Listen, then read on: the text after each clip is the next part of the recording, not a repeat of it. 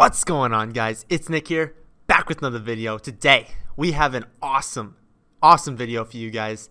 T.Y. Hilton versus Stefon Diggs. One of the more requested player breakdowns, but also the one I wanted to do. Because whenever I'm sitting there where these guys are going, I just don't know what to do. I love both of these players, and I haven't known. I've ranked them right next to each other. They flip-flopped in my rankings, and I just didn't know who to pick. And it's a situation that a lot of you are going to come down to. So it's one that we are definitely going to break down. If you watched yesterday's video, you know the giveaway ended. We gave away the signed T.Y. Hilton picture yesterday. But guess what? Every time we finish a giveaway, we're going to start a new one. So if you didn't get the last one, you can get this next one. All you have to do is be subscribed to the channel and follow both me and Dare on Twitter. You can check the description for more details on that. The next one will happen at, I think, 20,000 subscribers. I think we're like a little over 13,000, but we're gonna get more subscribers in August. So hoping sometime around mid to late August we'll be able to do that giveaway. And speaking of giveaways, make sure to watch tomorrow's video. We've partnered with DraftKings. The deal isn't 100% ironed out yet. Still got to go over a few things, but the premium access to the website, the premium rankings, and the premium chat, you guys are going to be. It's going to be easier. I'll put it that way. It's going to be much easier to get access to that, and you're going to get more. So be sure to watch tomorrow's video and all future videos. We're going to remind you it's a fantastic deal. So make sure you guys check out that video. It's an insane deal that I never thought that we'd be able to offer for the price we're going to offer it. So check out tomorrow's video. Check out future videos. If you're watching this even a day after or even potentially the night it went out, check the description because it might be live then. But let's move on to today's video. And we're going to start with T.Y. Hilton, and we're going to start off the way that we do always start off with these breakdowns, and it's athletically. I want to know what this guy is athletically. And to be completely honest, both these guys are very similar. I didn't realize it when I was breaking it down, but they're pretty similar. T.Y. Hilton, we all know he's very fast, 95th percentile speed score. It's only 46th percentile when you adjust for height, but he's small. Like that's just going to happen. 95th percentile speed score is still exceptionally good, and playing indoors, that helps. We always know these guys like Brandon Cooks and T.Y. Hilton, you get them on an indoor stadium, they fly. So definitely a positive there. 92nd percentile breakout age, 84th percentile college dominator rating. These are metrics I like to look at. Another one I like to look at is SparkX score, and he's low. 23rd percentile SparkX score, so that's not great, but as we learned with Keenan Allen, you don't need that. As we learn with Antonio Brown, you don't need that. Sometimes you can be a fantastic wide receiver and have a very low SparkX score. So that's not the end-all, be-all. 28 years old, so he's still at like the end of the like where I expect a hyper breakout, but he's still within the range. So he's towards the end of the range where I'm expecting a monster season, but it's not outside of it. 37% slot percentage last season. Just kind of wanted to highlight that to show you how much he plays in the slot. It's changed in different seasons. I believe he's been up over 50% in some. So it's more of a who else do they have and can those guys play the slot? He was 12th in yards per run out of the slot. So it's not like if they shift him to the slot, he suffers. No, he's still going to be great no matter where he is. I just wanted to highlight he does play in the slot sometimes, but he's not like a Doug Baldwin or Julian Edelman that just focuses on the slot a lot more. So what's good? Well, Jacoby Brissett was his quarterback last season, and he still posted almost 1,000 yards. So we have seen the floor. The floor with T.Y. Hilton is wide receiver 25, and I think it was like 24 in PPR, or in standard. I think 25 in PPR, 24 in standard. That's Brissett. And that's Brissett coming there, not being able to start week one because he knows nothing, because he's a rookie that just changed teams. So expecting anything from him was just ridiculous, and he was still a low end too. Brissett had a 2.8% touchdown rate. If you want to expect T.Y. Hilton to succeed with a rookie quarterback who just changed teams who has a 2.5% touchdown rate, he just didn't have a chance. So it wasn't that T.Y. Hilton was bad last season, it's that he didn't have a chance to be good. Luck's back, and as we'll get to obviously with the bad, we don't theoretically know this. But Luck is back. He's throwing in practice. He's back as far as we know. The information that we know as of recording this video on July 30th, what we know is that he's back as of this point. And his seasons with Luck are wide receiver 24 as a rookie, wide receiver 20, wide receiver 12, then wide receiver 5. They have a rapport. Andrew Luck's very good. T.Y. Hilton's very good. If Luck's there 16, Hilton's there 16, this isn't a competition. I'm going to tell you right now, it's not a competition. It's Hilton. So, is Hilton going to be there all 16? Probably. He's missed 2 games over his career, and only one of them in the past 6 years was due to injury. 1. He's healthy. 6.5 win total. Why do I bring that up? Game script. Teams trailing in the second half are 66% pass on early downs. Now, that's a pretty obvious stat, but one I just want to highlight. This is also a team that likes to throw the ball. So a team that likes to throw the ball, who's going to likely be down a lot in the second half, they're going to be very pass heavy. Who does he have competition for targets at the wide receiver position? Well, it's Ryan Grant and Chester Rogers. Now, I'm not trying to diss Chester Rogers and Ryan Grant because I actually like Ryan Grant as an athlete. I just think he's a good football player. And I think Chester Rogers is a good football player. So I don't hate these guys, but let's be honest, they're not T.Y. Hilton. We know this, Brissett knows this, and Luck knows this. Anyone who's throwing the ball knows this. So regardless of Luck, Hilton is going to be productive and a guy that you will be able to start. But what is the bad? He did have a decently high drop rate last season, 6.5%, which was 45th in the league. And we can't be positive Luck is back. Again, as of right now, he is, or he looks like he's going to be, but we can't be positive about that. What's another bad is the red zone targets. Since 2014, he's been 59th, 30th, 37th, and 74th in red zone targets. His touchdowns by season are 7, 5, 7, 5, 6, and 4. That isn't going to cut it if you think that he can finish in the top 5. Because, I mean, that's what we're looking for, right? He's going around that third round range. You would like your guy to be able to finish top 5 at the position. And if he scores 7 touchdowns, he's going to need about 1,700 yards to finish top 5. Because we know he's not like a PPR machine. He's not Julian Edelman. He's not going to have 100 receptions no matter what happens. So he will need to fall on the high end of variance. And it doesn't really look like, I mean, obviously we can't just look at these stats year over year and predict touchdowns because so many things do change. But the variance doesn't look very high. 7, 5, 7, 5, 6, 4. If he hits 12 this season, that's going to be a few standard deviations away from what we expect. What are his targets when they get close? Well, it's 3 targets inside the 10, 1 target inside the 5. So they don't really use him a ton in the red zone. And they just brought in Ebron, who I don't think is good at all. But now they have Ebron and Doyle. And they just drafted Hines. And they just drafted Wilkins. And they have Mack. So they have other weapons that can score. I think he'll be used a lot between the 20s. And he's going to have a lot of yards.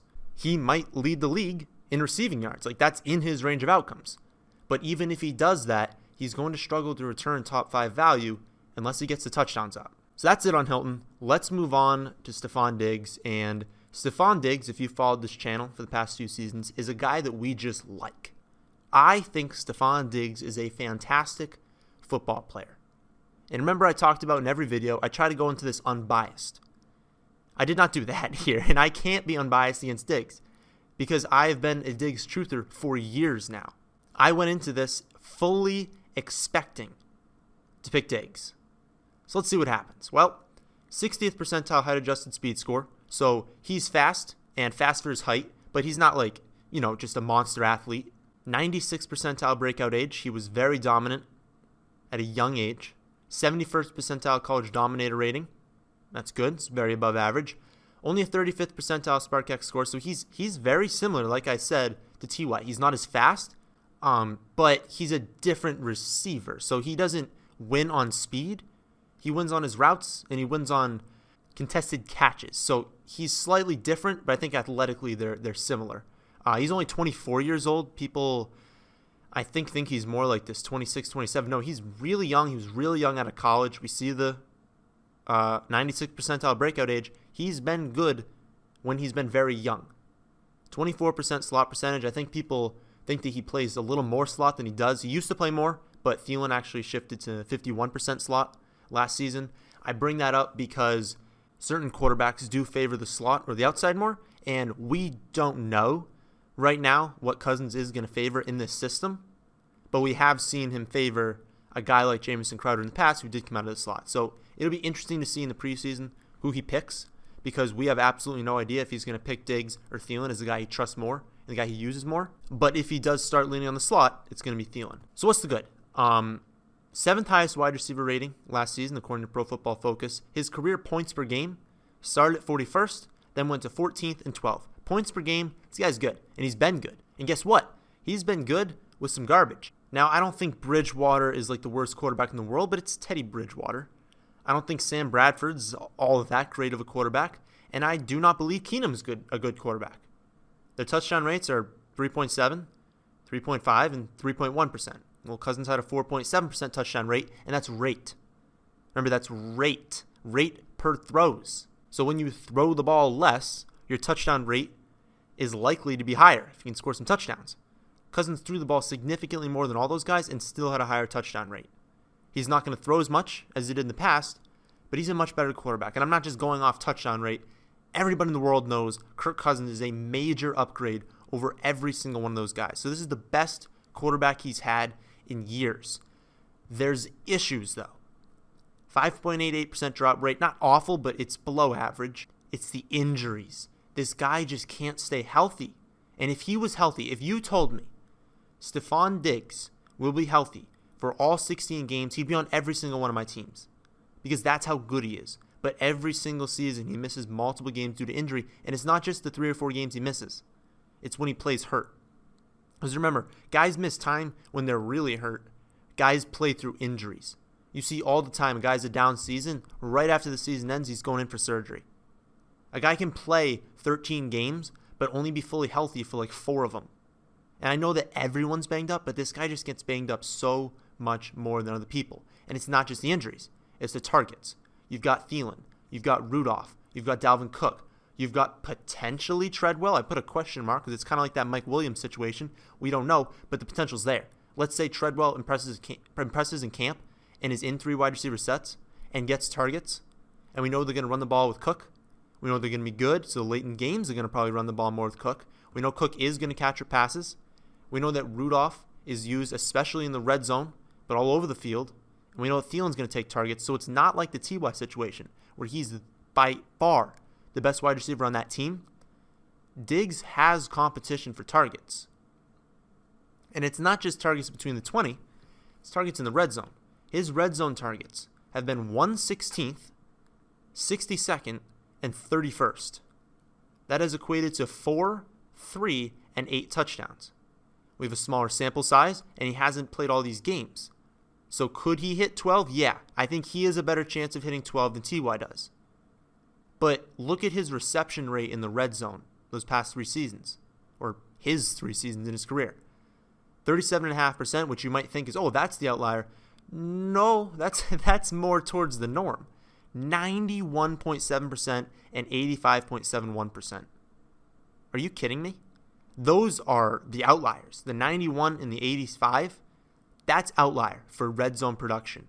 So if you say the past 2 seasons, he's had 3 touchdowns and 8 touchdowns, and he's had outlier performances in red zone reception rate, that's a red flag for me.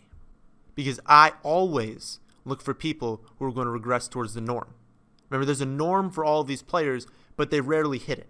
You know, people are always a little bit above, a little bit below, then massively above, maybe massively below what we expect them to do and what they would do if we simulated the season over and over and over again. If I see back-to-back seasons of outlier performance, it's a red flag for me. But you know what's also a red flag is back-to-back seasons of underperformance.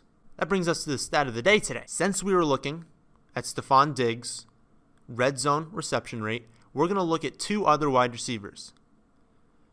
Name me the 2 wide receivers who had 20 or more red zone targets but caught less than 35% of those targets. So 20 or more red zone targets but caught less than 35% of those. That would mean, to me, positive regression in the touchdown department for both of these players. So who were both these players? Let me know in the description box down below. First person to get them both gets a point on the board for the stat of the day. So back to the breakdown. We have broken down T.Y. Hilton, We have broken down Stefon Diggs. Now we need to decide.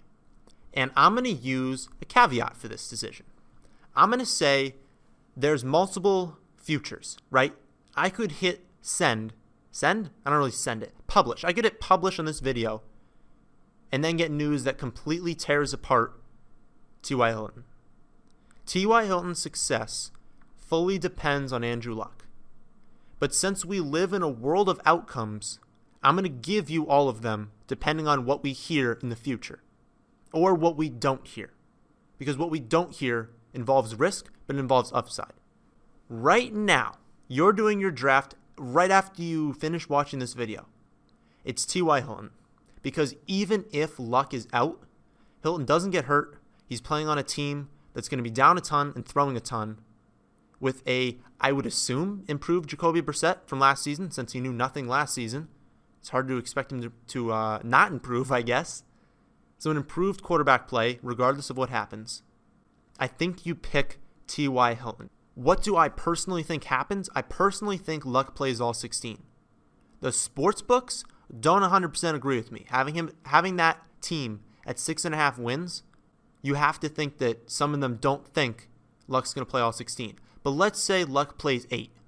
Let's say you're going into your draft and for somehow you know that Luck will be back midway through the season. I still pick T.Y.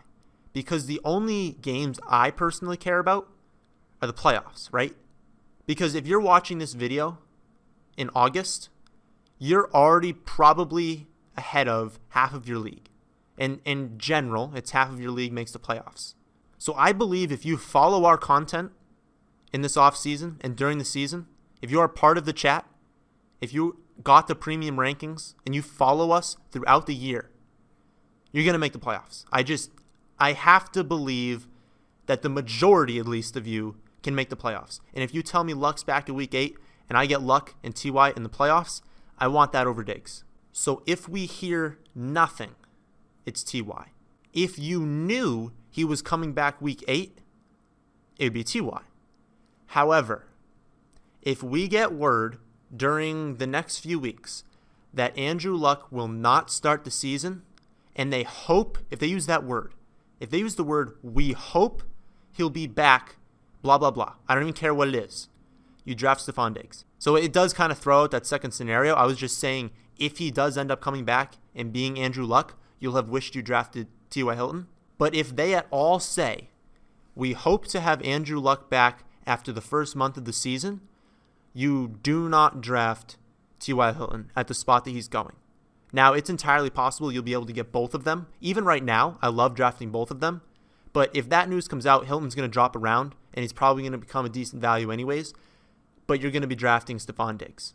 So if word comes out at all, he's not going to play in the preseason. They're going to keep him ready for the regular season. They hope to have him ready for week 1. Diggs. We just don't have any of that jargon yet. We have nothing. All we have is his, what was he, like 19 of 22 in that first practice? That's it. That's all we have on the guy. And if that's all we're going off of, there's a lot of risk. But I believe if they have him out there right now, they got to believe he's okay. So I think he's fine. I'm drafting T.Y. Hilton. I'm moving T.Y. Hilton above Stefon Diggs in the rankings. I think you should draft him. Just watch the news every single day. You watch the news the night before your draft. Watch the news again. Or I don't know why I'm saying watch the news, but watch Twitter, watch Roto World, watch everything right leading up to your draft because it could change on a dime. So, that is the end of this breakdown. Hope you guys did enjoy. If you did, how about we hit that like button? How about we subscribe if we're new? Thanks for watching.